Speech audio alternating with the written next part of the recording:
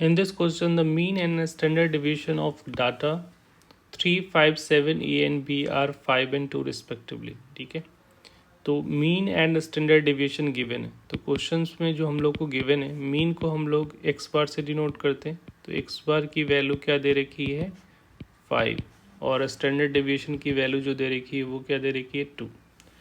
तो मीन क्या होता है, sum of observation divided by number of observation होता है. तो यहाँ पे हमारा 3 + 5 + 7 + A + B ये ऑब्जर्वेशन है हमारा, divided by total number of observation कितना दिख रहा है 5. तो 5 से डिवाइड करोगे तो ये 5 की इक्विवेलेंट आना चाहिए. इसको ऐड करोगे तो ये 15 + A + B = 25. तो A + B की वैल्यू क्या आ रही है 10 आ जाएगी. ठीक है, क्योंकि 25 - 15 करोगे तो 10 आ रहा है. तो ये हमारा वैल्यू आ गया. अब यहाँ जो स्टैंडर्ड डिविएशन 2 दे रखा है और कुछ फार्मूला है स्टैंडर्ड डिविएशन का. स्टैंडर्ड डिविएशन = होता है वेरिएंस. ठीक है, वेरिएंस का अंडर रूट होता है. ठीक है, और वेरिएंस को शॉर्ट में V(x) भी लिखते हैं. तो स्टैंडर्ड डिविएशन का स्क्वायर जो होगा वो वेरिएंस के बराबर, वेरिएंस ऑफ x के इक्विवेलेंट. ठीक है, इसके बराबर होगा. तो ये स्टैंड वेरिएंस है. और वेरिएंस क्या होता है, समेशन ऑफ xi मतलब स्क्वायर का सम divided by total number of terms या ऑब्जर्वेशन कर सकते हो माइनस xi का होल स्क्वायर. ठीक है, तो ये होता है हमारा वेरिएंस. तो यहाँ पे स्टैंडर्ड डिवीजन 2 गिवन है. तो यहाँ पे ये क्या हो जाएगा 2 का स्क्वायर हो जाएगा और फिर स्क्वायर का सम का मीन निकालोगे. तो ये जो वैल्यू आएगी 3 का स्क्वायर + 5 का स्क्वायर + 7 का square + A² + B² divided by 5 - 5 का स्क्वायर. तो ये जो वैल्यू आ रही है इधर 4 = इसका सम करोगे, इस सारे को सम करोगे तो ये क्या आ रहा है 9 + 25 + 49 + A² + B² डिवाइडेड बाय 5. और इधर क्या ऐड हो जाएगा, ये 25 तो ये हो जाएगा 25 इस साइड में आ जाएगा. क्लियर है.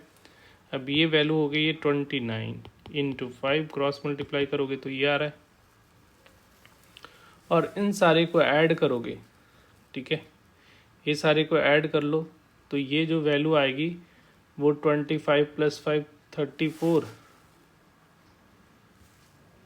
कैलकुलेट कर लेना पड़ेगा. तो ये जो वैल्यू आ रही है 9 + 25 =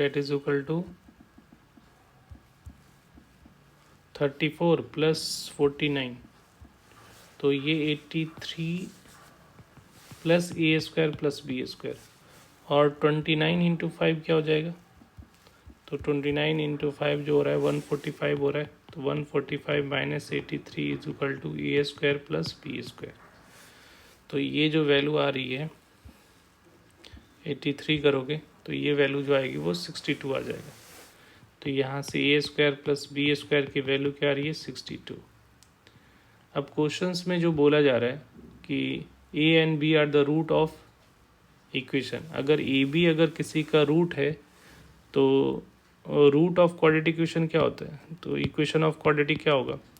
तो अल्फ़ा = A एक रूट ये है, बीटा एक रूट जो है वो B है. ठीक है, तो हम लोग को क्वाड्रेटिक का फार्मूला होता है x² × सम ऑफ रूट. तो alpha + beta × x + alpha × beta ये होता है. तो यहाँ पे x² - A + B x + A × B. तो A + B तो पता है, A × B फाइंड करना है. तो यहाँ से देखो A² + B² दे रखा है. तो A + B का होल स्क्वायर का अगर फार्मूला लगाओगे A + B का होल स्क्वायर का, तो ये क्या होगा A² + B² + 2AB हो जाएगा. तो A का 10 का स्क्वायर = 62 + 2AB, क्योंकि AB का ये दे रखा है ना. तो यहाँ से 2AB = कितना आएगा 100 - 62 करोगे तो ये आ जाएगा 38. तो यहाँ से AB की वैल्यू जो आ रही है, AB की वैल्यू देखोगे तो AB की वैल्यू क्या मिल रही है हम लोगों को 19 आ जाएगा. तो AB की वैल्यू 19 हो गई. तो अब यहाँ पे इस जो इक्वेशन गिवन है, ठीक है। अब ये हमें जो क्वाड्रेटिक इक्वेशन चाहिए तो वैल्यू सब्स्टिट्यूट कर लो। अब ये वैल्यू एक वैल्यू ये और एक वैल्यू ये, sum of root product of root मिल गया। तो जो रिक्वायर्ड क्वाड्रेटिक इक्वेशन बनेगा वो क्या होगा हमारा, x square 10x plus 19 equal to 0। ये हमारा फाइनल आंसर है। ये आंसर किससे मैच कर रहा है, तो देखो x square minus 10x plus 19, ठीक है, जो कि हमारा डी ऑप्शन से मैच कर रहा है। Thank you.